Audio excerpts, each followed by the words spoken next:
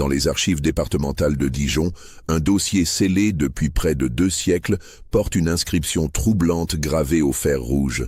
Affaire Célestine Beaumont, décès suspect, classification confidentielle par ordre du préfet, accès interdit jusqu'en 2034. Ce que contient ce dossier défie toute explication rationnelle et remet en question tout ce que nous croyons savoir sur la justice du XIXe siècle. Car cette affaire, soigneusement étouffée par les autorités de l'époque, révèle l'un des crimes les plus sordides jamais commis dans la paisible campagne bourguignonne. Avant de poursuivre cette investigation dans les méandres sombres de l'histoire bourguignonne, abonnez-vous à cette chaîne et dites-moi en commentaire de quelle ville vous nous écoutez ce soir. Car ce que vous allez entendre pourrait bien changer votre perception de la vérité historique et vous faire comprendre que certains secrets, même vieux de 2 siècles, n'ont jamais cessé de hanter ceux qui les connaissent. L'année 1834 marque un tournant dans l'histoire de la Bourgogne.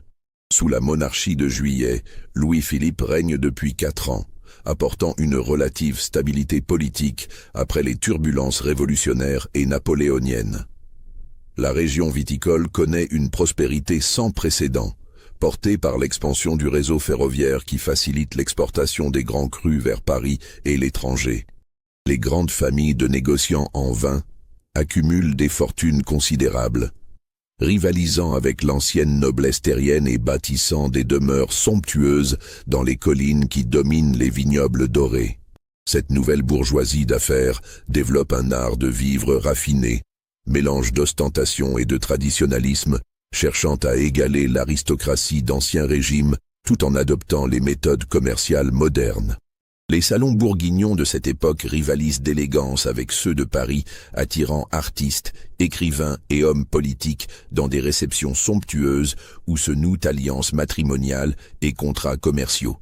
C'est dans ce contexte d'émulation sociale et d'enrichissement rapide que se dresse le château de Montclair, joyau architectural de la famille Beaumont depuis 3 générations.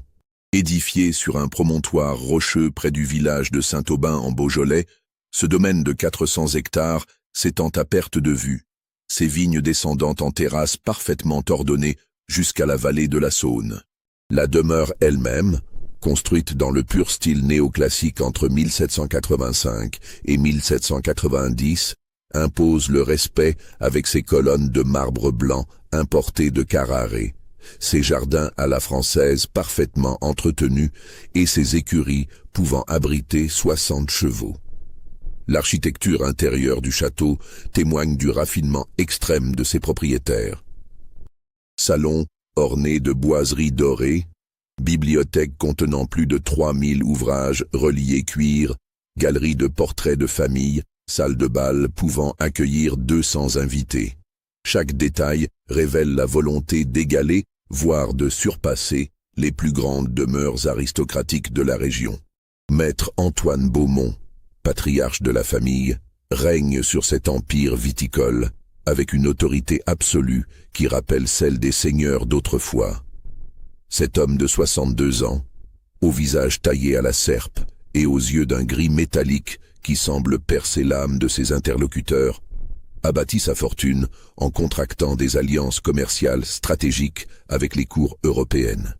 Sa réputation de négociateur impitoyable n'a d'égal que sa dévotion apparente aux valeurs traditionnelles de la noblesse terrienne française.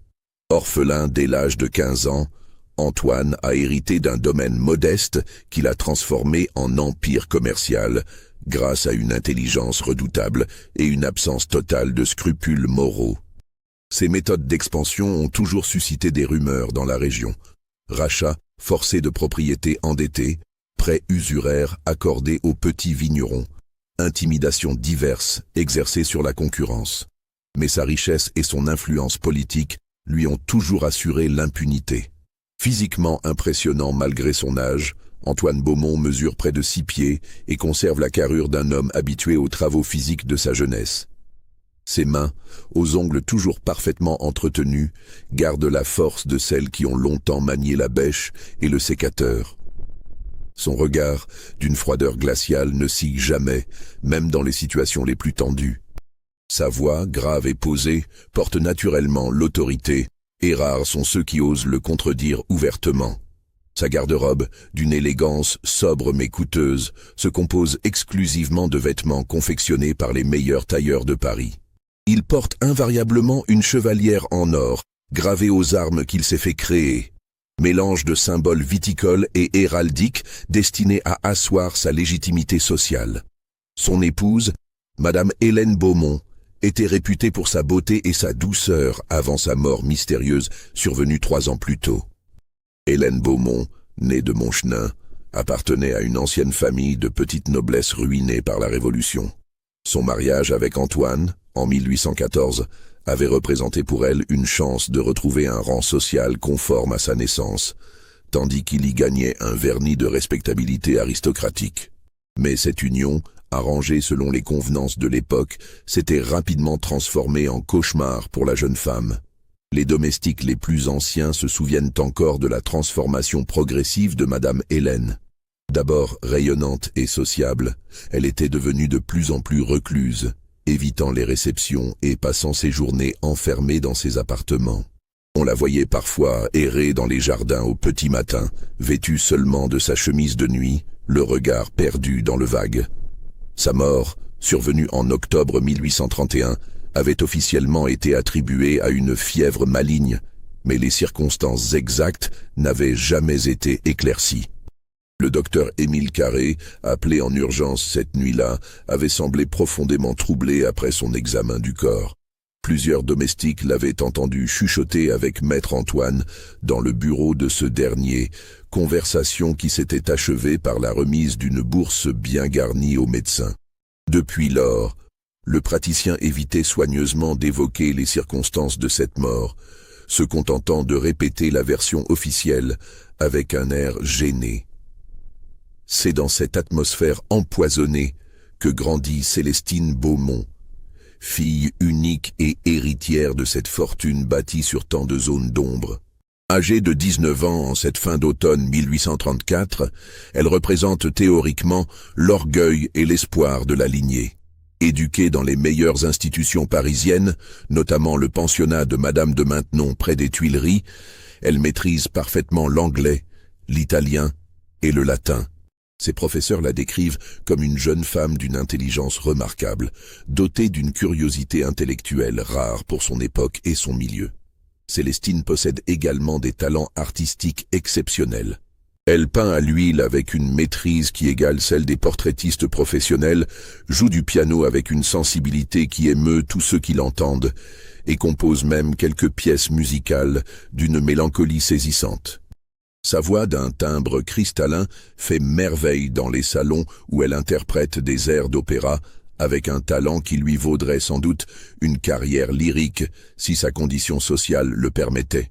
Physiquement, Célestine frappe par sa beauté atypique qui tranche avec les canons esthétiques de l'époque, grande et élancée, avec des cheveux d'un châtain cuivré qui captent la lumière comme les feuilles d'automne. Elle possède des yeux verts d'une intensité troublante qui semble refléter une âme complexe et passionnée. Son teint, naturellement pâle selon la mode du temps, se colore facilement sous l'effet de l'émotion, révélant une sensibilité à fleur de peau. Mais cette beauté s'accompagne d'un caractère bien trempé qui inquiète son père. Contrairement aux jeunes femmes de son milieu, éduquées dans la soumission et l'effacement, Célestine exprime ses opinions avec une franchise qui déroute ses interlocuteurs. Elle lit passionnément les philosophes des Lumières, s'intéresse aux questions sociales et n'hésite pas à critiquer ouvertement les injustices qu'elle observe autour d'elle. Cette indépendance d'esprit se manifeste également dans ses relations sociales. Alors que les jeunes filles de son rang fréquentent exclusivement leur milieu, Célestine n'hésite pas à converser avec les domestiques, s'enquiert de leurs conditions de vie et va même jusqu'à leur apporter de l'aide en cas de difficulté. Cette attitude, perçue comme dangereusement démocratique par son père, lui vaut l'affection sincère de tous les employés du château. Depuis son retour définitif de Paris, au printemps 1834, Célestine se montre de plus en plus critique envers l'attitude de son père. Elle a découvert, au hasard de conversations surprises et de documents consultés discrètement, certains aspects peu reluisants des méthodes commerciales d'Antoine Beaumont. Cette prise de conscience progressive de la vraie nature de la fortune familiale l'éloigne de plus en plus de son géniteur. Les relations entre père et fille se sont considérablement tendues depuis le retour de la jeune femme. Antoine Beaumont, habitué à exercer une autorité absolue sur son entourage, supporte mal l'attitude indépendante de sa fille. Il multiplie les contraintes et les interdictions, sorties limitées, correspondances surveillées, lectures contrôlées, contacts sociaux filtrés. Cette surveillance oppressante transforme progressivement le château en prison dorée pour Célestine. Le personnel domestique du château se compose d'une quinzaine de personnes, toutes originaires de la région et employées depuis de nombreuses années par la famille. Cette fidélité n'est pas seulement le fruit de la générosité du maître. Antoine Beaumont sait récompenser la loyauté, mais il sait aussi punir impitoyablement toute forme de déloyauté. Plusieurs domestiques licenciés par le passé n'ont jamais retrouvé d'emploi dans la région, victimes d'un mystérieux boycottage qui les a contraints à l'exil. Margot Dubois, femme de chambre de Célestine depuis 5 ans, représente l'une des rares personnes en qui la jeune femme a confiance. Âgée de 28 ans, cette ancienne ouvrière textile reconvertie dans le service domestique possède une intelligence naturelle et une discrétion à toute épreuve. Son attachement sincère à sa jeune maîtresse l'amène parfois à fermer les yeux sur certaines libertés que se permet Célestine, notamment ses sorties nocturnes dans les jardins du château. Pierre Leblanc, jardinier en chef depuis 15 ans, connaît tous les secrets du domaine. Cet homme de 45 ans, au physique de colosse et au tempérament placide, supervise l'entretien des jardins avec un soin maniaque. Ancien braconnier dans sa jeunesse, il possède une connaissance parfaite de la campagne environnante et de ses moindres recoins. Sa loyauté envers la famille Beaumont ne l'empêche pas d'éprouver une tendresse paternelle pour Célestine, qu'il a vue grandir. Marie Garcin, cuisinière depuis 20 ans, règne sur les cuisines du château avec une autorité incontestée. Cette femme de 50 ans, veuve et mère de 3 enfants élevés grâce aux gages versés par Antoine Beaumont, connaît tous les secrets de la famille. Son exceptionnelle mémoire lui permet de se souvenir du moindre détail des événements marquants survenus au château, ce qui en fait un témoin potentiellement dangereux pour quiconque aurait quelque chose à cacher. Le 23 octobre 1834 s'annonce comme une journée d'automne particulièrement belle en Bourgogne. Un soleil pâle perce la brume matinale, illuminant les vignes aux couleurs cuivrées et dorant les murs de pierre blonde du château de Montclair. À cette heure précise, selon son habitude immuable, Margot Dubois gravit l'escalier de marbre qui mène aux appartements de sa jeune maîtresse, portant sur un plateau d'argent le thé matinal de Célestine. La femme de chambre frappe délicatement à la porte, selon le protocole établi, puis attend la réponse habituelle de Célestine avant d'entrer. Mais ce matin-là, aucun son ne lui parvient de l'intérieur de la chambre. Inquiète, car sa maîtresse est toujours éveillée à cette heure, Margot frappe une seconde fois, plus fort. Le silence persistant l'alarme suffisamment pour qu'elle se décide à entrer sans permission. Transgression grave, dans une maison où l'étiquette règne en maître. La chambre de Célestine, vaste pièce de 30 mètres carrés ornée de tentures de soie bleue et de meubles en acajou de Cuba, présente un spectacle inhabituel. Le lit à baldaquin, habituellement parfaitement ordonné au réveil de la jeune femme, demeure intact, ses draps de lin immaculés n'ayant visiblement pas été défaits. Les vêtements que Célestine portait la veille sont soigneusement pliés sur la bergère près de la cheminée, mais aucune trace de la chemise de nuit qu'elle avait l'habitude de revêtir pour dormir. Plus troublante encore, Margot remarque que la fenêtre donnant sur les jardins est grande ouverte, ses volets battant au vent d'automne dans un claquement sinistre qui résonne dans la chambre vide. Cette fenêtre, située au 2e étage du château, surplombe les jardins à la française d'une hauteur de près de 10 mètres. Jamais Célestine n'avait l'habitude de la laisser ouverte la nuit, craignant les courants d'air qui lui donnaient des migraines. C'est en se penchant à cette fenêtre pour refermer les volets que Margot aperçoit la silhouette qui se balance doucement sous l'ancienne tonnelle de rose à une 30aine de mètres de la façade principale.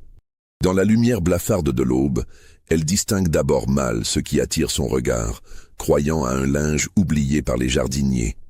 Mais lorsque ses yeux s'habituent à la distance et à la pénombre, l'horreur de la réalité la frappe comme un coup de massue. Célestine Beaumont pend au bout d'une corde de chanvre. Vêtue seulement de sa robe de chambre de soie blanche, ses pieds nus oscillant à quelques centimètres du sol pavé de la tonnelle. Ses longs cheveux cuivrés tombent devant son visage comme un voile funèbre, et ses bras pendent le long de son corps, dans une immobilité qui ne laisse aucun doute sur son état. Le cri de Margot, un hurlement d'épouvante qui semble jaillir du plus profond de ses entrailles, résonne dans tout le château comme un tocsin funèbre. Ce cri, d'une puissance et d'une détresse inouïes, réveille en sursaut domestiques et maîtres, brisant brutalement la sérénité matinale du domaine. En quelques secondes, toute la maisonnée se précipite vers les appartements de Célestine, les serviteurs montant 4 à 4 les escaliers, tandis que maître Antoine surgit de sa chambre en robe de chambre. La découverte de la chambre vide et de la fenêtre ouverte confirme rapidement les craintes de tous. Margot, effondrée sur le sol et en proie à une crise de nerfs, ne parvient qu'à balbutier des mots incohérents en désignant la fenêtre d'un doigt tremblant. Pierre Leblanc, arrivé parmi les premiers, se penche à son tour et aperçoit immédiatement le corps qui se balance sous la tonnelle. En quelques minutes, une foule se masse dans les jardins autour du corps de Célestine. Les domestiques, figés par l'horreur et le respect, forment un cercle silencieux autour de la tonnelle, n'osant s'approcher davantage de leur jeune maîtresse. Certains pleurent ouvertement, d'autres murmurent des prières, mais tous semblent pétrifiés par la vision de cette jeune femme qu'ils ont vue grandir et qui gît maintenant dans une immobilité définitive. Maître Antoine, arrivé en hâte après avoir revêtu à la hâte quelques vêtements, ordonne immédiatement qu'on décroche sa fille. Sa voix, habituellement si ferme et autoritaire, tremble légèrement tandis qu'il donne ses instructions. Pierre Leblanc et 2 autres jardiniers s'exécutent avec précaution, soutenant le corps de Célestine, pendant qu'un 4e homme coupe la corde. Mais c'est déjà trop tard. La jeune femme est morte, son visage d'une pâleur de cire, ses yeux verts grands ouverts, fixant l'horizon avec une expression d'indicible terreur. L'examen sommaire du corps révèle immédiatement plusieurs détails troublants. Célestine porte sa robe de chambre de soie blanche préférée, celle qu'elle avait l'habitude de revêtir pour ses lectures nocturnes, mais ce vêtement présente des déchirures inexpliquées, notamment au niveau des épaules et de la poitrine. Plus inquiétant encore, des taches sombres maculent le tissu immaculé, taches que l'œil exercé de Marie Garcin identifie immédiatement comme du sang. Les mains de la jeune femme, d'ordinaire si soignées et si blanches, portent des traces de terre fraîche sous les ongles, comme si elle s'était débattue ou avait tenté de se cramponner à quelque chose. Ses poignets montrent également des marques rougeâtres qui évoquent des liens ou des entraves. Détails qui glacent d'effroi tous ceux qui les remarquent. Le visage de Célestine, figé dans la mort, exprime une terreur absolue qui ne correspond pas à l'image de sérénité qu'on associe généralement au suicide par pendaison.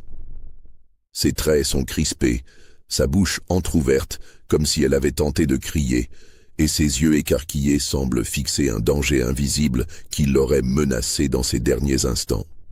La corde elle-même présente des particularités étranges.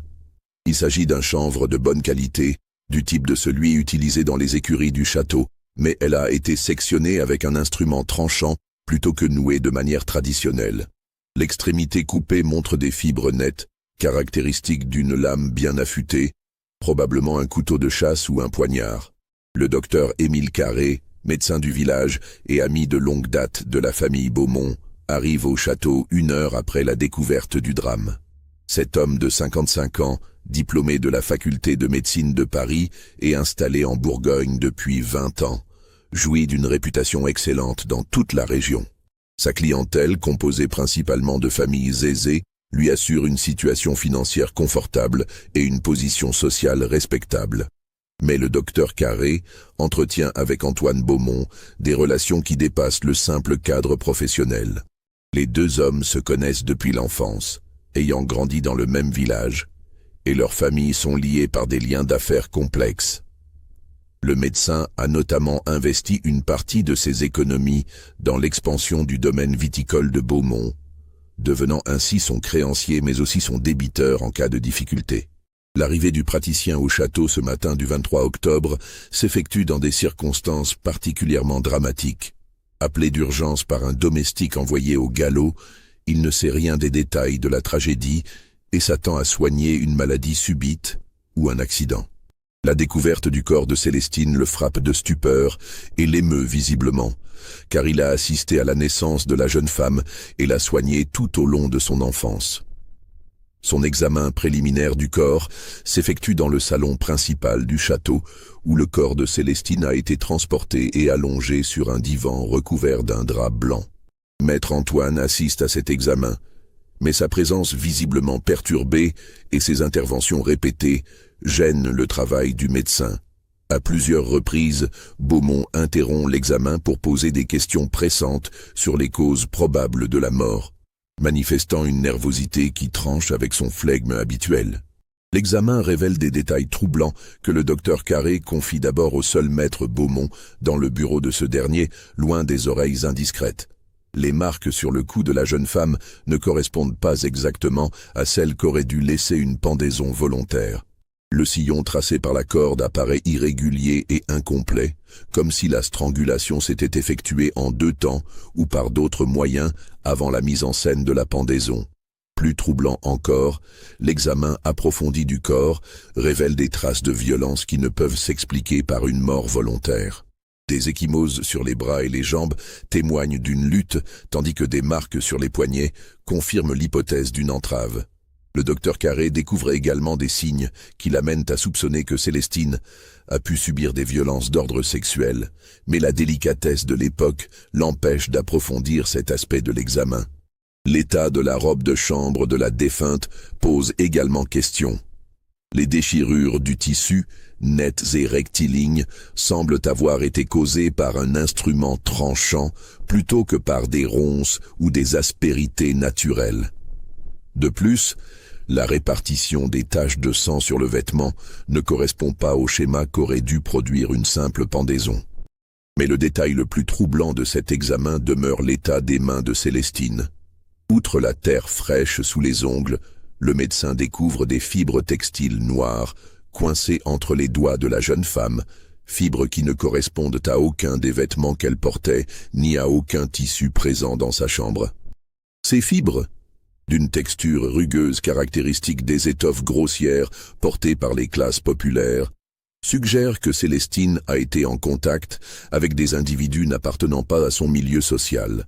L'examen du visage de la défunte révèle également des anomalies préoccupantes. La coloration de la peau et l'aspect des yeux ne correspondent pas exactement aux symptômes habituels de la mort par strangulation. Le docteur Carré observe notamment une congestion sanguine qui évoque plutôt un empoisonnement ou une suffocation, hypothèse qui compliquerait considérablement l'enquête. Face à ces anomalies multiples, le docteur Carré suggère à Antoine Beaumont de faire appel aux autorités préfectorales pour une enquête approfondie. Selon lui, les circonstances de la mort de Célestine présentent suffisamment d'éléments suspects pour justifier l'intervention de la justice. Il évoque même la possibilité de faire venir un médecin légiste de Dijon pour procéder à un examen plus poussé du corps. Mais Maître Antoine s'oppose catégoriquement à cette suggestion, manifestant une véhémence qui surprend le médecin. « Ma fille était troublée depuis la mort de sa mère », déclare-t-il d'une voix blanche mais ferme. « Elle n'a pas supporté le chagrin et les responsabilités qui l'attendaient. C'est un suicide, docteur, un moment d'égarement tragique, et nous devons respecter sa mémoire en gardant cette tragédie dans l'intimité familiale. » Antoine Beaumont développe son argumentation avec une logique implacable qui révèle une préparation minutieuse. Selon lui, révéler les circonstances troublantes de la mort de sa fille ne servirait qu'à alimenter les ragots et à ternir définitivement la réputation de la famille. Il évoque les conséquences désastreuses qu'aurait un scandale sur ses affaires commerciales, les alliances matrimoniales envisagées pour l'avenir, et même l'impact sur l'économie locale qui dépend largement de la prospérité du domaine viticole. Cette pression psychologique accompagné de la remise discrète d'une bourse bien garnie, finit par convaincre le docteur Carré de rédiger un certificat de décès conforme aux souhaits du maître de maison. Le document officiel, rédigé dans l'après-midi même, attribue la mort de Célestine Beaumont à un suicide par pendaison dans un moment d'aliénation mentale passagère. Mais le médecin, tout en cédant aux pressions de son ami et créancier, prend secrètement des notes détaillées sur les véritables circonstances de l'examen. Ces notes, rédigées en latin pour préserver leur confidentialité, décrivent minutieusement toutes les anomalies observées et les hypothèses qu'elles suggèrent. Le docteur Carré cache ce document dans son cabinet, pressentant qu'il pourrait un jour servir à rétablir la vérité. Les funérailles de Célestine Beaumont ont lieu 2 jours plus tard, le 25 octobre 1834, dans la plus stricte intimité. La cérémonie se déroule dans la chapelle privée du château, petite merveille d'architecture gothique édifiée au XVIe siècle et récemment restaurée aux frais d'Antoine Beaumont. Seuls quelques proches et les domestiques du château assistent à l'office, célébré par l'abbé Roussel, curé de Saint-Aubin depuis 15 ans. L'abbé Roussel, homme de 60 ans à la piété sincère mais à la personnalité faible, se trouve dans une position délicate. Officiellement, il doit célébrer les obsèques d'une suicidée, ce qui pose des problèmes canoniques considérables selon la doctrine catholique de l'époque. Mais la générosité d'Antoine Beaumont envers la paroisse et la pression exercée par ce dernier l'amènent à fermer les yeux sur ses considérations théologiques. Chose inhabituelle qui frappe tous les participants, le cercueil demeure hermétiquement fermé pendant toute la durée de l'office sur ordre express du père. Antoine Beaumont justifie cette décision par l'état du corps qui ne permet pas l'exposition. Explication qui suscite des murmures inquiets parmi l'assistance. Traditionnellement, les défunts de cette condition sociale sont exposés dans un cercueil ouvert, permettant aux proches et aux domestiques de leur rendre un dernier hommage. L'office lui-même se déroule dans une atmosphère pesante et lugubre. L'abbé Roussel, visiblement mal à l'aise, expédie les prières rituelles sans conviction, évitant soigneusement les passages de la liturgie qui évoquent l'espoir de résurrection ou la miséricorde divine. Son homélie, d'une brièveté inhabituelle, se contente d'évoquer la jeunesse de la défunte et les épreuves que Dieu impose parfois aux âmes les plus pures. Antoine Beaumont, vêtu d'un strict costume noir, conserve pendant toute la cérémonie un visage de marbre qui ne laisse transparaître aucune émotion. Cette attitude, si elle correspond aux convenances de l'époque pour un homme de son rang, surprend néanmoins ceux qui connaissent l'affection qu'il portait officiellement à sa fille unique. Plusieurs domestiques remarquent que ses yeux demeurent parfaitement secs, alors que tous les autres participants pleurent ouvertement. L'inhumation s'effectue dans le caveau familial, situé dans le cimetière du village. Monument de marbre noir surmonté d'un ange aux ailes déployées. Mais là encore, Antoine Beaumont prend des dispositions inhabituelles. Il fait sceller définitivement le cercueil avec du plomb fondu, méthode généralement réservée aux cas de maladies contagieuses, et ordonne que la tombe soit murée immédiatement après la cérémonie. Ces précautions exceptionnelles achèvent de convaincre les habitants du village que la mort de Célestine cache des aspects inavouables. Les langues se délient rapidement, d'abord à mots couverts, puis de plus en plus ouvertement. Les commérages se propagent de maison en maison, de taverne en église, créant une rumeur sourde mais persistante qui empoisonne l'atmosphère du bourg. Margot Dubois, bouleversée par sa macabre découverte et traumatisée par les événements, confie à sa sœur Jeannette, blanchisseuse au bourg, les détails troublants qu'elle a observés cette nuit tragique. Selon elle, la chambre de mademoiselle Célestine présentait des signes évidents de lutte que l'enquête officielle a délibérément ignorés. Les meubles étaient déplacés, raconte-t-elle en sanglotant. La coiffeuse était renversée et il y avait des objets brisés partout sur le sol. Jamais mademoiselle Célestine n'aurait laissé sa chambre dans un tel état. Plus troublant encore, Margot révèle l'existence de traces de pas boueux sur le parquet ciré de la chambre, empreintes qu'elle a distinctement observées avant l'arrivée de maître Antoine. Ces traces, de pointure masculine et en nombre important, prouvaient la présence de plusieurs hommes dans les appartements privés de la jeune femme. Mademoiselle portait des chaussons de soie immaculés quand je l'ai vue la dernière fois, précise la femme de chambre. Ces traces de boue ne pouvaient pas venir d'elle. Pierre Leblanc, jardinier en chef du domaine depuis 15 ans, révèle pour sa part une information capitale à son épouse Marie, qui la transmet rapidement aux autres femmes du village. La corde utilisée pour la pendaison provenait effectivement de la sellerie du château, mais elle avait été découpée avec un instrument tranchant d'une précision remarquable, probablement un couteau de chasse à lame effilée. J'ai examiné cette corde de près quand on l'a décrochée, confie-t-il. Jamais mademoiselle Célestine n'aurait su manier une telle lame. Elle avait horreur de la violence, elle ne supportait même pas qu'on saigne les volailles devant elle, et elle s'évanouissait à la vue du sang. Le jardinier révèle également que la tonnelle où a été trouvé le corps n'était pas accessible depuis la fenêtre de Célestine par un chemin direct. Pour s'y rendre depuis ses appartements, la jeune femme aurait dû traverser tout le château, descendre au rez-de-chaussée, sortir par la porte principale et parcourir une 50aine de mètres dans les jardins. Un tel trajet, effectué en robe de chambre et pieds nus par une nuit froide d'octobre, paraît hautement improbable pour une personne dans un état de détresse suicidaire. Plus troublant encore, plusieurs domestiques rapportent avoir entendu distinctement des voix d'hommes dans les appartements de Célestine la nuit précédant sa mort. Marie Garcin, cuisinière depuis 20 ans au château et dont les quartiers se situent directement sous les appartements de la jeune femme, jure avoir perçu des éclats de voix vers minuit, puis des bruits de pas lourds et des mouvements de meubles qui ont duré près d'1 heure. Ce n'étaient pas des voix de femmes, précise Marie avec conviction. J'ai distinctement entendu au moins 3 hommes différents et leurs voix étaient dures, menaçantes.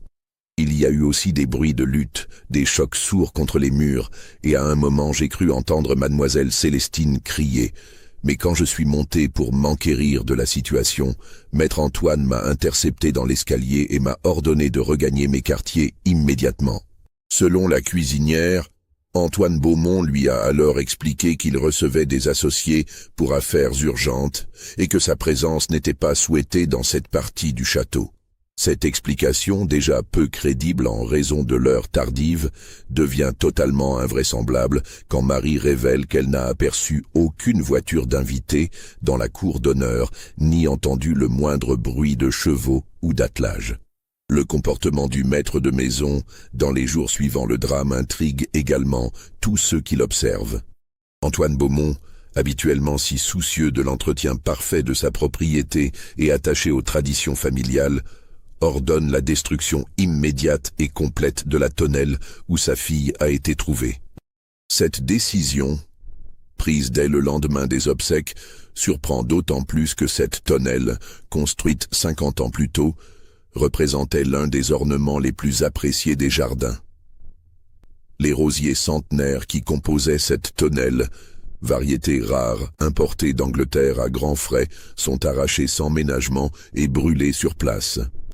Les structures de fer forgé, finement ouvragées par un artisan de Dijon, sont démontées et fondues comme de vulgaires ferrailles.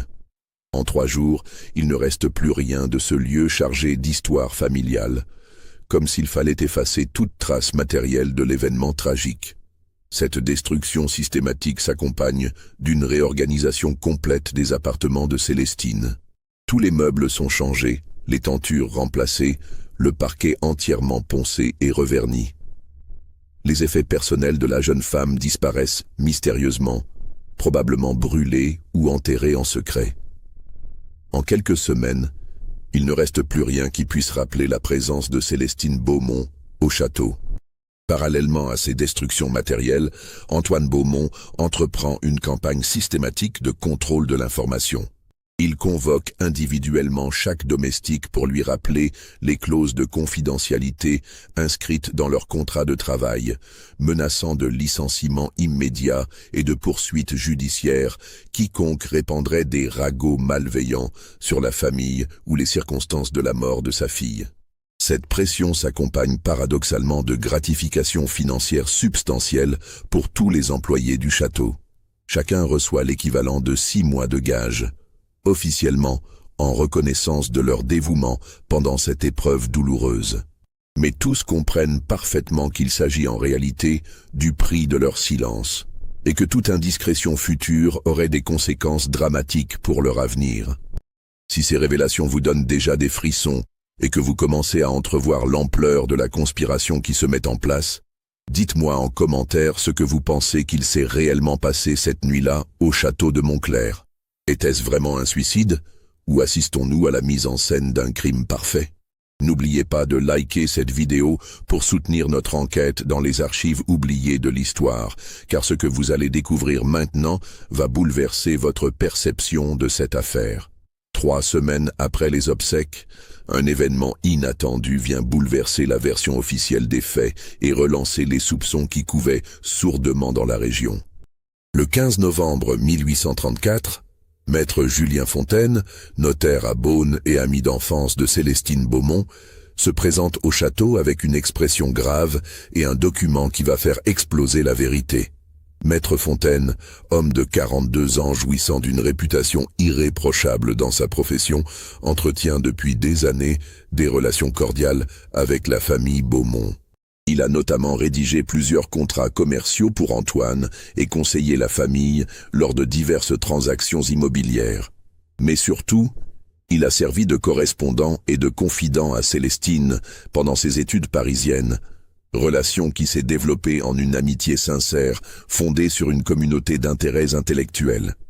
Cette amitié entre un homme de 40 ans et une jeune femme de 19 ans, pour inhabituelle qu'elle soit dans la société de l'époque, s'explique par les circonstances particulières de leur rencontre.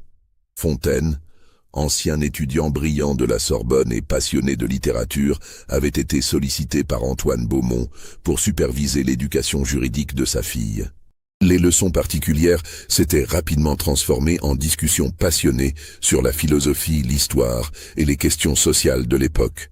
Célestine, privée d'interlocuteurs intellectuels dans son milieu familial, avait trouvé en Fontaine un mentor et un ami capable de comprendre ses aspirations et ses inquiétudes. Cette relation, parfaitement chaste mais empreinte d'une complicité réelle, avait permis à la jeune femme de développer sa personnalité et ses convictions en dehors de l'influence paternelle. C'est dans ce contexte que Célestine avait pris l'habitude de confier à Fontaine ses préoccupations les plus intimes, notamment ses doutes croissants sur les activités de son père. Le notaire, homme de principe mais soucieux de discrétion professionnelle, avait longtemps joué le rôle de confident sans intervenir directement dans les affaires familiales des Beaumont. Mais la lettre qu'il apporte ce 15 novembre change radicalement la donne. Ce document, rédigé de l'écriture délicate de Célestine sur papier à en-tête du château, lui avait été confié par la jeune femme lors de leur dernière entrevue, quelques jours seulement avant sa mort. Elle l'avait accompagné d'instructions précises et solennelles. S'il m'arrivait quelque chose d'inexpliqué, ou si je venais à mourir dans des circonstances suspectes, remettez ce pli aux autorités compétentes sans délai. La lettre, datée du 18 octobre 1834, soit 5 jours avant la mort de Célestine, révèle un aspect totalement méconnu de sa personnalité et de sa situation familiale. Elle y décrit avec une précision glaçante les pressions constantes exercées par son père pour qu'elle épouse Henri de Montbrison, négociant en vin de 45 ans, établi dans la région de Mercurey, veuf et père de 3 enfants. Cette union arrangée, qui rapprocherait considérablement les 2 plus importantes maisons viticoles de Bourgogne, représente pour Antoine Beaumont l'aboutissement de 20 années de manœuvres commerciales minutieusement orchestrées. Le mariage permettrait de créer un véritable monopole sur le commerce des vins fins entre Beaune et Mâcon, contrôlant à la fois la production, la distribution et l'exportation vers les marchés européens. Mais Célestine révèle dans sa missive qu'elle a découvert la véritable nature de son futur époux et les méthodes qu'il emploie pour développer son empire commercial. En fouillant discrètement dans les papiers familiaux conservés dans le bureau de son père, elle a mis au jour des correspondances compromettantes entre Henri de Montbrison et plusieurs familles de propriétaires viticoles de la région. Ces documents révèlent un système d'acquisition frauduleuse particulièrement sophistiqué. Montbrison identifie d'abord les propriétaires en difficulté financière, souvent des veuves ou des héritiers inexpérimentés, puis leur accorde des prêts à des taux usuraires déguisés en avance sur récolte.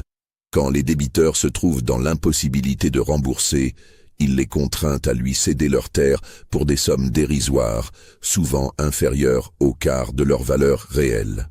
Mais les révélations de Célestine vont bien au-delà de ces pratiques commerciales déloyales. Selon elle, plusieurs de ces transactions litigieuses ont été accompagnées de menaces explicites, d'intimidation physique et même de violences caractérisées contre les propriétaires récalcitrants. Elle cite notamment le cas de Paul Chabert, vigneron de Centenay, qui avait refusé de céder sa propriété familiale et qui avait mystérieusement disparu l'année précédente après avoir reçu plusieurs visites nocturnes d'hommes armés. Plus choquant encore, Célestine évoque le sort de Madame Angélique Rousseau, veuve propriétaire d'un domaine de 15 hectares près de Pommard, qui s'était opposée fermement aux pressions de Montbrison. Cette femme de 50 ans, mère de 2 enfants en bas âge, avait été retrouvée morte dans son cellier en mars 1834, officiellement victime d'un accident. Mais selon les informations recueillies par Célestine, plusieurs témoins avaient aperçu des cavaliers suspects rôdant autour de la propriété les jours précédant le drame.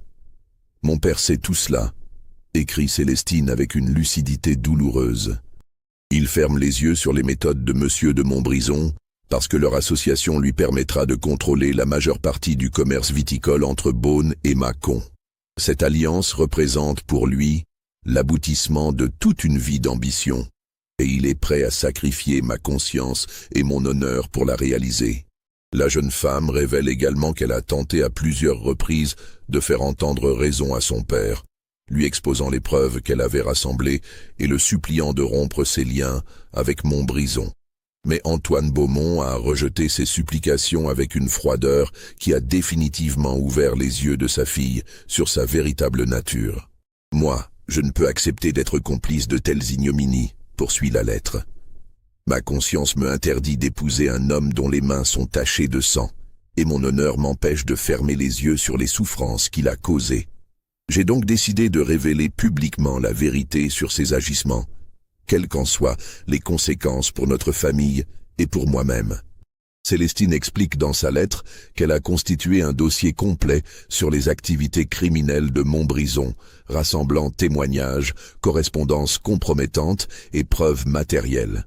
Ce dossier, caché dans un endroit sûr, devait être remis aux autorités judiciaires le 25 octobre, soit 2 jours après sa mort tragique. La lettre se termine par une phrase glaçante qui résonne comme une prophétie sinistre. « Si je venais à mourir brutalement ou dans des circonstances inexpliquées avant cette date, sachez que ce ne sera ni un accident, ni un suicide. Mon père et Henri de Montbrison ont trop à perdre pour me laisser parler, et ils sont tous deux capables du pire pour préserver leurs intérêts. Si vous lisez ces lignes, c'est que leurs craintes se sont révélées plus fortes que leur humanité. » Maître Fontaine, profondément troublé par ces révélations posthumes, passe plusieurs jours dans un état de perplexité douloureuse avant de prendre une décision. Il connaît Antoine Beaumont depuis l'enfance, a grandi dans le même village et conserve de lui l'image d'un homme ambitieux, certes, mais pas fondamentalement mauvais. La possibilité qu'un homme de cette éducation et de cette position sociale puisse être impliqué dans la mort de sa propre fille lui semble d'abord inconcevable. Mais il connaissait aussi Célestine, et jamais elle n'aurait rédigé de telles accusations à la légère. Son intelligence, sa droiture morale et son sens de la justice étaient reconnus par tous ceux qui l'avaient côtoyé. De plus, certains éléments de la lettre correspondent à des rumeurs qui circulent depuis longtemps dans la région sur les méthodes douteuses d'Henri de Montbrison. Le notaire entreprend donc discrètement sa propre enquête, utilisant ses relations professionnelles pour vérifier certaines affirmations de Célestine. Il découvre rapidement que les disparitions évoquées par la jeune femme sont réelles et que les circonstances entourant ces décès présentent effectivement des aspects troublants que les enquêtes officielles ont délibérément négligés. Le cas de Paul Chabert, le vigneron de Centenay, s'avère particulièrement révélateur. Fontaine apprend que cet homme de 35 ans, père de famille sans histoire, avait effectivement reçu plusieurs visites intimidantes avant sa disparition. Sa femme, interrogée discrètement par le notaire, confirme que des hommes armés s'étaient présentés à plusieurs reprises à leur domicile, réclamant le remboursement immédiat d'une dette que son mari contestait formellement. Quant à Madame Rousseau, la veuve de Pomard, les circonstances de sa mort présentent des anomalies que l'enquête officielle n'a pas approfondies. Selon ses voisins, cette femme en parfaite santé avait reçu plusieurs lettres de menaces dans les semaines précédant sa mort, lettres qu'elle avait montrées au maire du village en réclamant protection. Mais ces documents ont mystérieusement disparu des archives municipales après le décès de la veuve. Ces vérifications confortent Fontaine dans la conviction que les accusations de Célestine reposent sur des faits réels et non sur des fantasmes d'imagination. La jeune femme avait effectivement découvert l'existence d'un réseau criminel organisé et sa détermination à le dénoncer publiquement constituait une menace mortelle pour ses dirigeants. Finalement, après une semaine de réflexion douloureuse, le notaire décide de porter la lettre de Célestine au procureur du roi à Dijon. Cette décision lui coûte car elle signifie la rupture définitive avec Antoine Beaumont et probablement la perte d'une part importante de sa clientèle. Mais sa conscience professionnelle et son affection pour la mémoire de Célestine l'emportent sur ses intérêts personnels. Quand il se présente au palais de justice de Dijon le 22 novembre 1834, Fontaine apprend qu'une enquête discrète a déjà été ouverte sur la mort de Célestine Beaumont, à la demande du préfet lui-même. Cette information le surprend, car rien dans les cercles juridiques de Beaune ne laissait supposer l'existence d'une telle investigation officielle. L'affaire a été confiée à l'inspecteur Alphonse Durand, fonctionnaire de 40 ans attaché à la préfecture de Côte-d'Or, ancien gendarme devenu enquêteur civil et réputé pour sa ténacité et son incorruptibilité. Cet homme, fils de paysan bourguignon, a gravi les échelons de l'administration grâce à son intelligence naturelle et son dévouement au service de l'État. Durand, qui s'apprêtait justement à se rendre au château de Montclair pour y mener ses premières investigations, accueille avec un intérêt évident les révélations apportées par le notaire. La lettre de Célestine confirme ses propres soupçons et lui fournit des pistes d'enquête qu'il n'aurait jamais pu découvrir par lui-même. L'inspecteur Alphonse Durand arrive au château de Montclair le 25 novembre 1834, accompagné d'un greffier et d'un médecin légiste dépêchés spécialement de Paris. Cette équipe officielle, arrivée dans une berline aux armes de la préfecture, provoque immédiatement un émoi considérable au château et dans tout le village. Antoine Beaumont les accueille avec une politesse glaciale qui ne dissimule pas son mécontentement. Vêtu d'un costume noir de coupe impeccable, il conserve son attitude hautaine habituelle, mais ceux qui le connaissent bien remarquent les signes d'une nervosité inhabituelle. Mains légèrement tremblantes, regard fuyant, tic nerveux au niveau de la mâchoire. « Messieurs, déclare-t-il d'emblée, je ne comprends pas la nécessité de cette enquête. Ma fille s'est donné la mort dans un moment d'égarement passager, et je souhaite que sa mémoire soit respectée. Cette intrusion dans notre deuil familial me paraît parfaitement déplacée et douloureuse. Mais l'inspecteur Durand, homme de terrain habitué aux tentatives d'intimidation, ne se laisse pas impressionner par les protestations du maître de maison. Sa première demande consiste à examiner les appartements de Célestine, qui ont été soigneusement nettoyés et réorganisés depuis le drame. Cette visite révèle immédiatement l'ampleur des transformations effectuées pour éliminer toute trace des événements de la nuit tragique. Durand remarque immédiatement que le parquet de la chambre a été entièrement poncé et reverni, éliminant définitivement toute trace des fameuses empreintes boueuses mentionnées par la femme de chambre. Cette rénovation, effectuée en urgence quelques jours seulement après la mort de Célestine, paraît suspecte dans ses modalités et son timing. Plus troublant encore, l'examen minutieux de la pièce révèle que plusieurs éléments de mobilier ont été changés. Selon Margot Dubois, interrogée discrètement par l'enquêteur, La coiffeuse en acajou de Célestine présentait plusieurs éclats et rayures profondes après la nuit du drame, marque qui évoquait des impacts violents. Ce meuble a depuis été remplacé par une pièce identique mais neuve, l'original ayant vraisemblablement été détruit. L'examen de la fenêtre donnant sur les jardins révèle également plusieurs anomalies préoccupantes. Le rebord de pierre présente des éraflures fraîches, comme si quelqu'un l'avait enjambé précipitamment ou en force. De plus, le médecin légiste découvre, coincé entre deux pierres de l'embrasure, un fragment de tissu noir de texture grossière qui ne correspond à aucun des vêtements de la défunte. Ce fragment textile, analysé minutieusement, révèle des caractéristiques qui confirment les soupçons de l'enquêteur.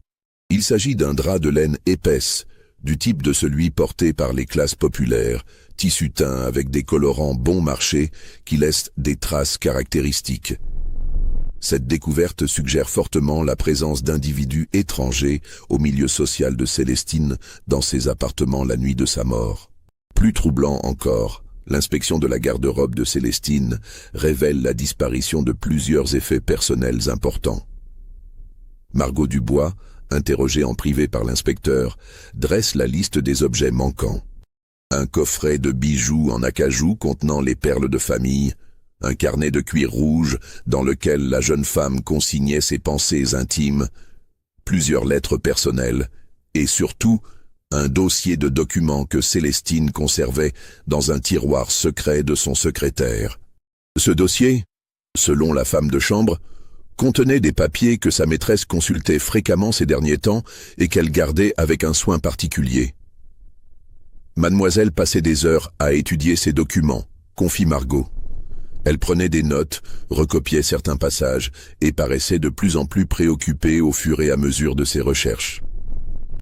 L'enquête s'étend ensuite aux domestiques du château, tous interrogés individuellement et minutieusement par l'inspecteur.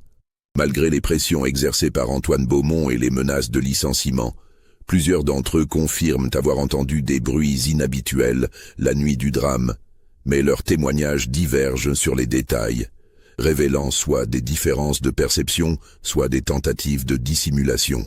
Marie Garcin, la cuisinière, maintient sa version des faits avec une conviction qui impressionne l'enquêteur.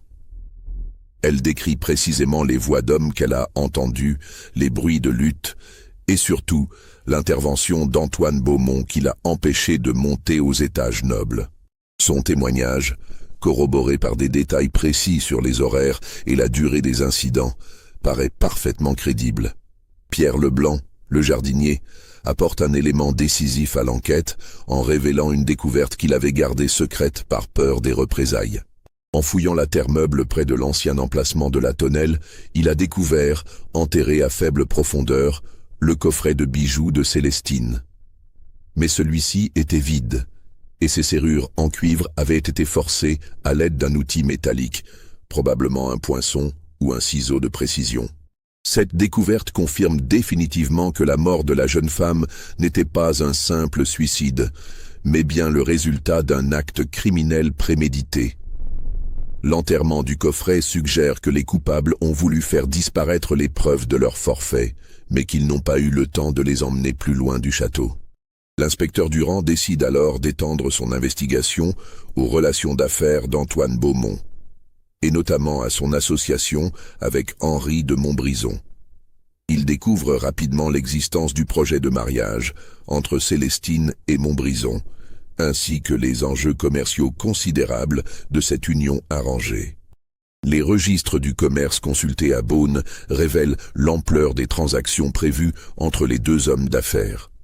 Une visite au domaine de Montbrison, situé à une quinzaine de kilomètres de Montclair, près du village de Mercurey, lui révèle un homme visiblement nerveux, presque affolé par l'enquête en cours. Henri de Montbrison, homme de 45 ans, au physique imposant et au regard dur, tente d'abord de minimiser ses relations avec la famille Beaumont, affirmant qu'il s'agissait de simples projets commerciaux sans engagement définitif.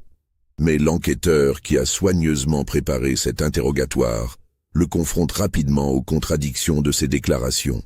Les documents consultés dans les études notariales prouvent que les négociations matrimoniales étaient très avancées et qu'un contrat de mariage avait même été rédigé, ne manquant plus que la signature des futurs époux. Henri de Montbrison prétend n'avoir pas quitté sa propriété la nuit du 22 au 23 octobre, affirmant avoir passé la soirée à étudier ses comptes dans son bureau et s'être couché vers 10 heures. Mais son palefrenier, Thomas Girard, interrogé séparément dans les écuries, révèle une version totalement différente des événements de cette nuit cruciale. Selon Girard, homme de 30 ans au service de Montbrison depuis 5 ans, son maître est effectivement sorti vers 11 heures du soir avec 2 de ses hommes de confiance. Victor Lebrun, ancien braconnier reconverti en garde-chasse, et Augustin Moreau, homme à tout faire réputé pour sa force physique et sa discrétion absolue. Les 3 hommes sont partis à cheval, bien équipés et armés, donnant l'impression de se rendre à un rendez-vous important. Ils ne sont rentrés qu'à l'aube, précise le palefrenier, leurs chevaux couverts de sueur et de boue, comme s'ils avaient galopé longtemps sur les chemins de campagne. Monsieur de Montbrison avait l'air très préoccupé, et il a ordonné qu'on nettoie immédiatement les montures et qu'on les mette au repos pendant plusieurs jours. Plus troublant encore, Girard révèle que son maître avait brûlé des vêtements dans la cour de la ferme le lendemain matin, fait inhabituel car Montbrison, homme économe, donnait généralement ses habits usagés aux domestiques. Ces vêtements, selon le palefrenier, présentaient des taches sombres qui ressemblaient à du sang. Quand l'inspecteur demande à examiner les chevaux utilisés cette nuit-là, Montbrison prétend qu'ils ont été vendus à un marchand ambulant quelques jours plus tôt pour cause de maladie. Mais les registres de l'écurie consultés par Durand prouvent que ces animaux étaient en parfaite santé et représentaient une valeur considérable, rendant leur vente précipitée hautement suspecte. Les découvertes de l'inspecteur Durand commencent à inquiéter sérieusement Antoine Beaumont et Henri de Montbrison. Les 2 hommes se rencontrent en secret dans une auberge isolée de la campagne bourguignonne, l'auberge du Cerf-Blanc, située près du hameau de Chassagne, croyant échapper à toute surveillance. Mais l'enquêteur, soupçonnant une entente entre eux, a posté discrètement un de ses hommes, le brigadier Théophile Martin, près de l'établissement. Ce que révèle cet espionnage dépasse toutes les attentes et confirme les pires soupçons de Durand. D'après le rapport détaillé du guetteur, caché derrière les écuries de l'auberge, les 2 négociants évoquent explicitement l'accident de Célestine et la nécessité urgente de faire disparaître les dernières preuves compromettantes. La conversation, menée à voix basse mais suffisamment audible pour l'espion posté à proximité, révèle l'ampleur de leur complicité criminelle. Henri de Montbrison semble particulièrement nerveux et reproche amèrement à Antoine Beaumont de l'avoir entraîné dans cette affaire sordide qui risque de nous perdre tous les 2. Il évoque avec angoisse les questions insistantes de l'inspecteur et craint que leur version des faits ne résiste pas longtemps à un interrogatoire serré. « Votre fille en savait trop », lâche-t-il avec amertume, « et vous m'aviez assuré qu'elle garderait le silence. » Le père de Célestine lui répond avec une froideur glaciale qui révèle sa véritable nature. La petite était devenue incontrôlable. Elle menaçait de tout révéler publiquement et de remettre notre dossier aux autorités. Nous n'avions pas d'autre choix que de la faire taire définitivement. Cette phrase, rapportée mot pour mot par le brigadier Martin, constitue un aveu explicite de culpabilité qui glace le sang de l'inspecteur Durand. Plus choquant encore, la conversation fait allusion à d'autres problèmes réglés de la même manière par le passé. Montbrison évoque notamment le vigneron de Centenay qui posait trop de questions sur nos méthodes, et cette veuve de Pomard qui refusait obstinément de vendre sa propriété. Ces références correspondent exactement aux disparitions mystérieuses que Célestine avait mentionnées dans sa lettre posthume au notaire Fontaine. Les 2 hommes discutent également des moyens de faire pression sur l'inspecteur Durand pour qu'il abandonne son enquête. Antoine Beaumont révèle qu'il a déjà pris contact avec le député de la circonscription, M. de Lamartine, et avec plusieurs notables dijonnais pour faire jouer ses relations politiques. Cet enquêteur commence à devenir gênant, déclare-t-il. Il faut le faire muter dans une région éloignée avant qu'il ne découvre trop de choses. Henri de Montbrison propose une solution plus radicale encore. Et s'il lui arrivait un accident, comme aux autres, Un inspecteur qui tombe de cheval sur une route de campagne, cela arrive tous les jours. Cette suggestion monstrueuse révèle que les deux criminels sont prêts à tout pour préserver leur secret, y compris à éliminer un représentant de l'autorité publique. La conversation se termine par la mise au point d'un plan destiné à détruire les dernières preuves compromettantes. Montbrison doit récupérer et brûler toutes les correspondances échangées avec Beaumont concernant leurs activités illégales, tandis que ce dernier se charge de faire disparaître définitivement les documents que Célestine avait rassemblés contre eux. Fort de ces éléments accablants, l'inspecteur Durand demande immédiatement au procureur du roi l'autorisation de procéder à l'arrestation des deux suspects. Son rapport, rédigé dans la nuit même, détaille méthodiquement toutes les preuves rassemblées et les témoignages recueillis. Il estime disposer d'éléments suffisants pour obtenir leur condamnation devant une cour d'assises. Mais sa requête se heurte à un obstacle inattendu et révélateur de la corruption qui gangrène l'appareil judiciaire de l'époque. Antoine Beaumont et Henri de Montbrison disposent d'appuis politiques considérables qui dépassent largement le cadre départemental. Le premier entretient des relations étroites avec plusieurs ministres parisiens, clients réguliers de ses vins fins, tandis que le second finance discrètement les campagnes électorales de nombreux élus locaux.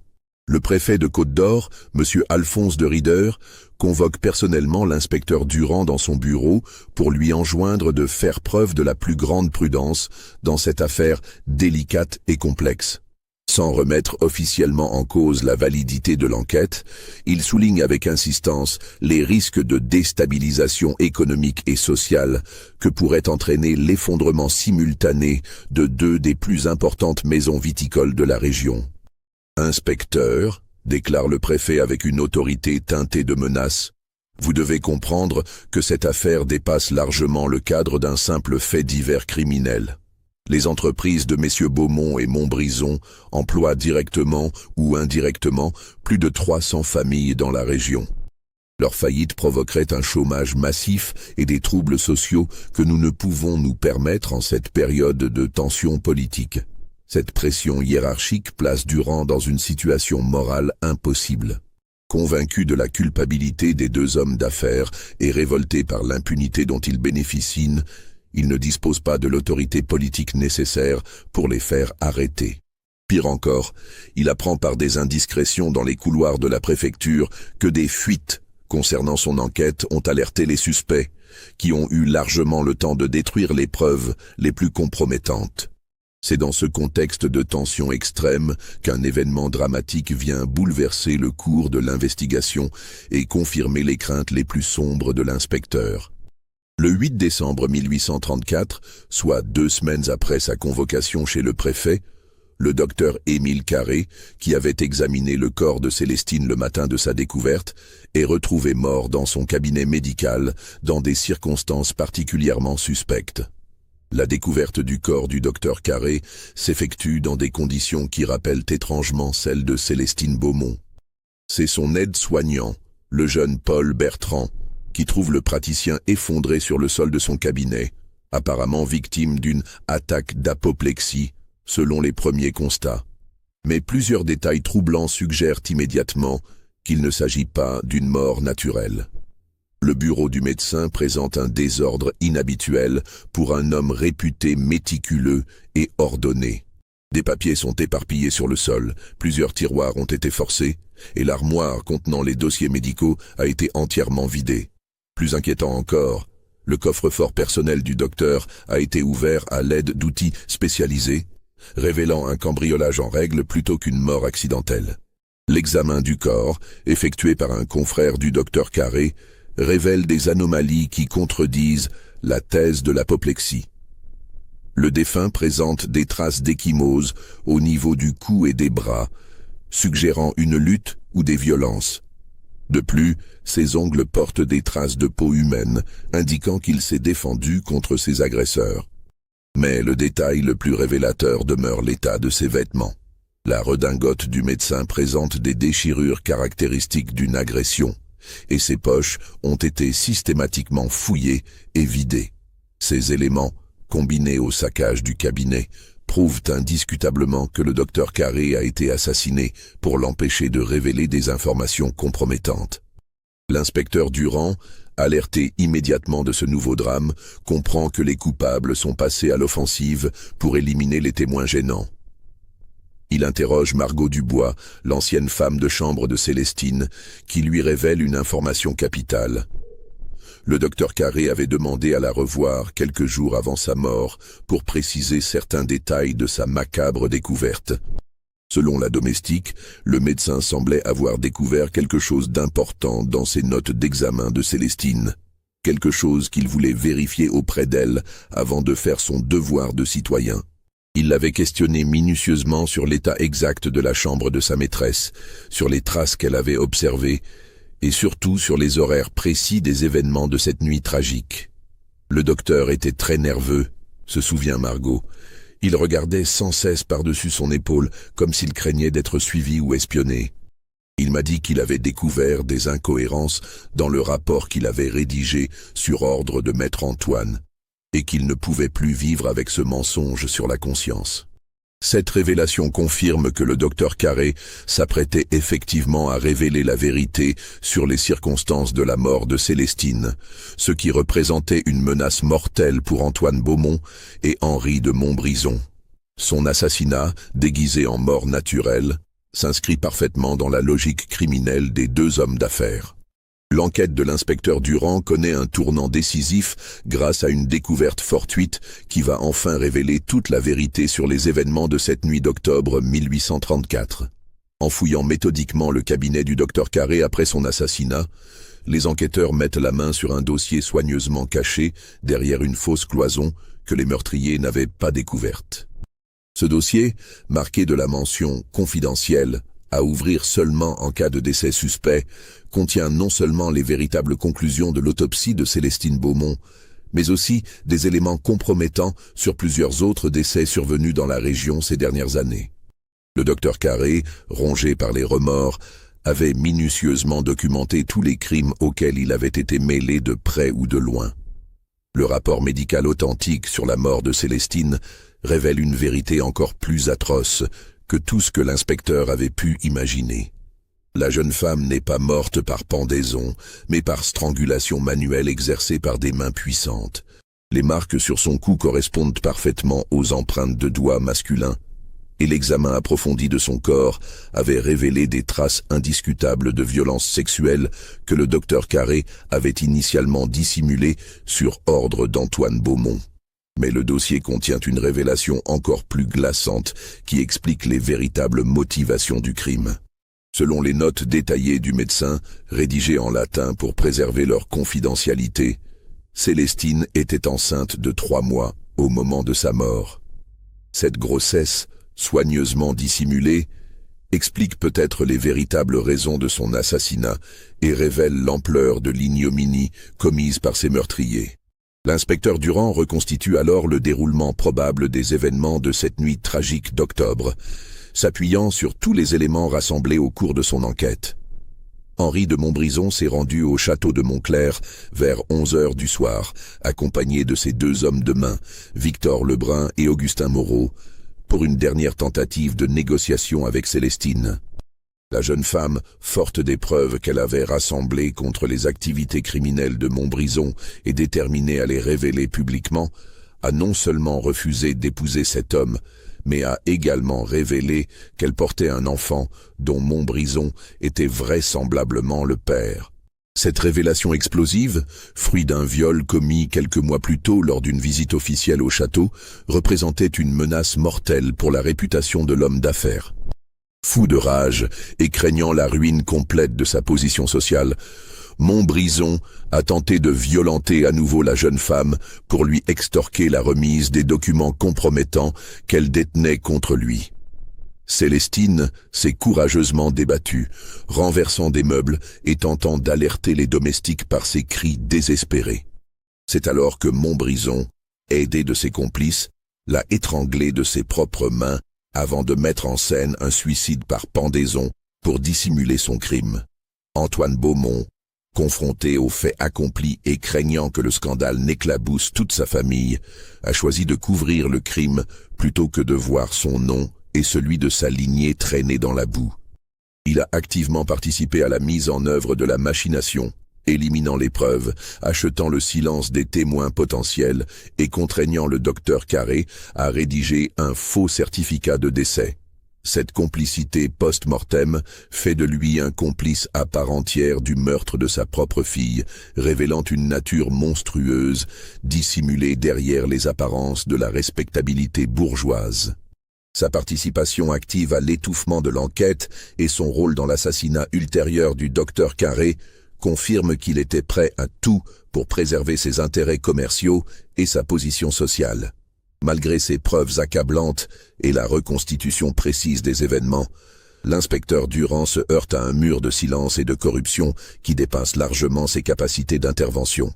Les autorités préfectorales, informées des nouvelles découvertes, maintiennent leur position de prudence extrême et refusent catégoriquement d'autoriser l'arrestation des suspects. Le préfet de Rieder convoque une nouvelle fois Durand pour lui signifier officiellement l'arrêt de son enquête. « Inspecteur », lui déclare-t-il avec une autorité sans appel, « cette affaire a assez duré et causé suffisamment de troubles dans la région. Les éléments que vous avez rassemblés sont certes troublants, mais ils ne constituent pas des preuves suffisantes pour justifier des poursuites contre des hommes d'affaires de cette respectabilité. Cette décision politique, prise dans l'intérêt supérieur de l'ordre public, révèle l'ampleur de la corruption qui gangrène l'appareil judiciaire de l'époque. Antoine Beaumont et Henri de Montbrison, protégés par leurs relations et leur influence économique, ne seront jamais inquiétés officiellement pour leurs crimes. L'inspecteur Durand, écœuré par cette parodie de justice et révolté par l'impunité accordée aux puissants, rédige un rapport détaillé de son enquête qu'il fait parvenir secrètement au ministre de la Justice à Paris. Ce document de 40 pages, accompagné de toutes les pièces à conviction rassemblées, expose méthodiquement la vérité sur l'assassinat de Célestine Beaumont et dénonce la corruption des autorités locales. Mais ce rapport disparaît mystérieusement des archives du ministère quelques semaines après sa réception, et Durand lui-même est muté dans une circonscription reculée de l'Aube, officiellement pour service rendu à l'État. Cette mutation disciplinaire déguisée constitue en réalité une sanction pour avoir osé s'attaquer à des intérêts trop puissants. Les conséquences de cette affaire étouffée se font sentir pendant des années dans toute la région bourguignonne. Antoine Beaumont, rongé par la culpabilité et la paranoïa, sombre progressivement dans une folie qui le rend de plus en plus imprévisible et dangereux. Il transforme son château en véritable forteresse, s'entourant de gardes armés et vivant dans la terreur constante d'être découvert. Sa santé mentale se dégrade rapidement. Il souffre d'hallucinations récurrentes où il voit Célestine lui reprocher sa trahison, refuse de dormir dans son lit par peur des cauchemars et sursaute au moindre bruit inhabituel. Les domestiques qui osent encore travailler pour lui le décrivent comme un homme brisé, vieilli prématurément, qui passe ses journées à arpenter les couloirs du château en marmonnant des phrases incohérentes. Il meurt finalement en 1841, dans des circonstances mystérieuses qui alimentent encore aujourd'hui les légendes locales.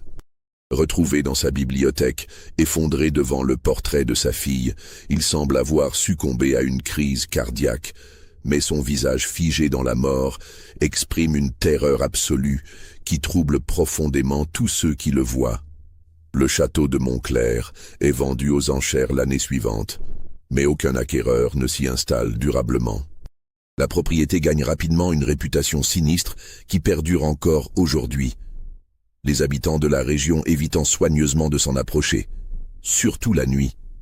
Plusieurs tentatives de réhabilitation échouent mystérieusement, les nouveaux propriétaires fuyant tous après quelques mois de résidence. Henri de Montbrison connaît un sort à peine plus enviable que son complice. Ses affaires périclitent rapidement, minées par une série de scandales financiers qui éclatent les uns après les autres. Ses méthodes criminelles, partiellement révélées par l'enquête avortée, deviennent de notoriété publique et ruinent définitivement sa réputation commerciale. En 1847, 13 ans après l'assassinat de Célestine, il est retrouvé mort dans sa cave, officiellement victime d'un accident lors de la dégustation de ses vins.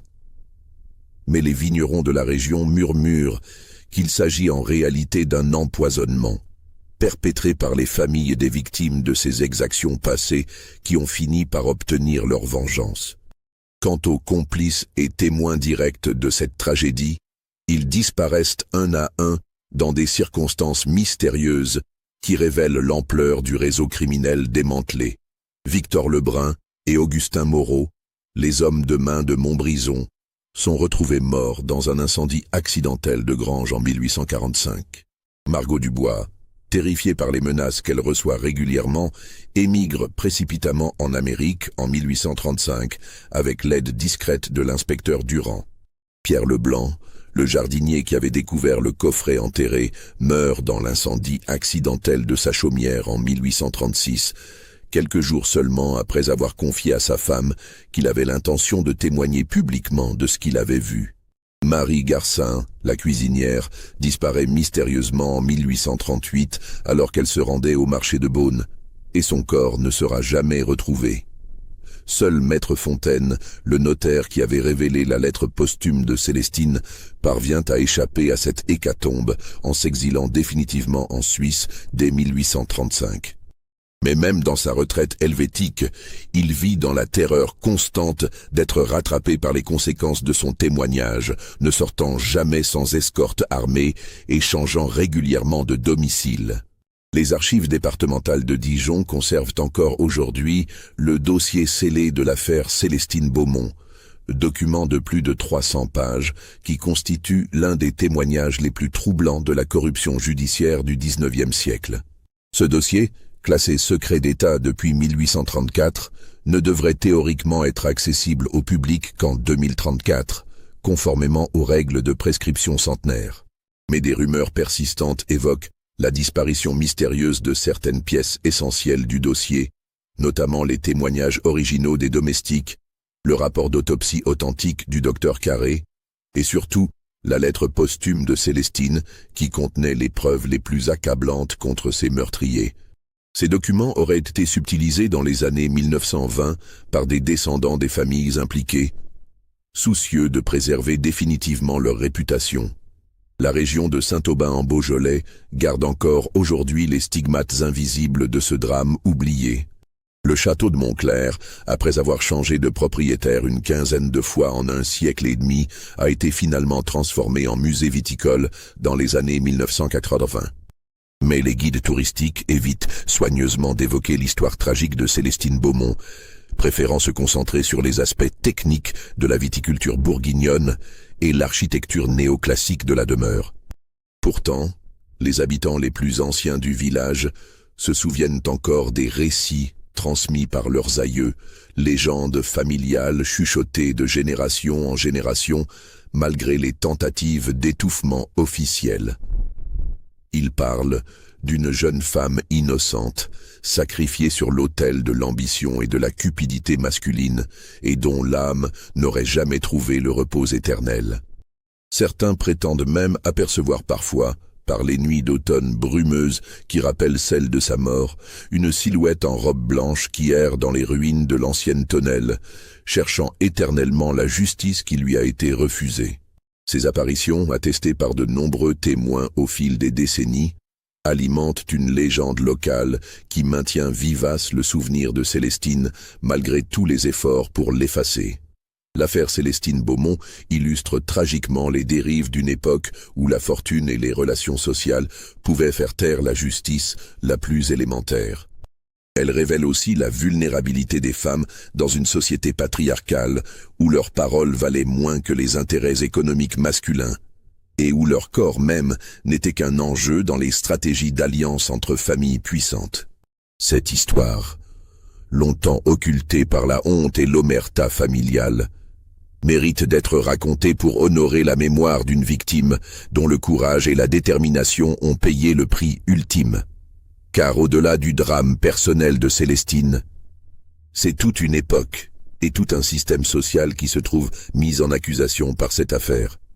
L'histoire de cette jeune femme de 19 ans, assassinée pour avoir voulu faire triompher la vérité et la justice, résonne encore aujourd'hui comme un avertissement contre les dangers de l'impunité et du silence complice. Elle nous rappelle que la lutte pour la justice n'est jamais acquise et que chaque génération doit reconquérir les valeurs que d'autres ont payées de leur vie. Vous venez d'entendre l'une des affaires criminelles les plus troublantes et les mieux dissimulées du 19e siècle français, une histoire vraie, soigneusement étouffée pendant près de 2 siècles par la corruption et les intérêts politiques. Pensez-vous que toute la vérité ait été révélée sur la mort de Célestine Beaumont? Que cachent encore les archives scellées de Dijon? Cette jeune femme courageuse a-t-elle vraiment obtenu justice, même posthume? Dites-le moi en commentaire, n'hésitez pas à partager vos théories sur les zones d'ombre qui subsistent dans cette affaire. Abonnez-vous à cette chaîne pour découvrir d'autres secrets enfouis de l'histoire officielle. Et partagez cette enquête avec tous ceux qui, comme vous, pensent que la vérité mérite toujours d'être révélée, même après 2 siècles de silence organisé. Car l'histoire officielle n'est souvent que le récit écrit par les vainqueurs et les puissants. Les véritables victimes, elles, n'ont que nous pour faire entendre leur voix par-delà les siècles et les tentatives d'effacement. Ne les oublions jamais, car leur mémoire est notre responsabilité collective.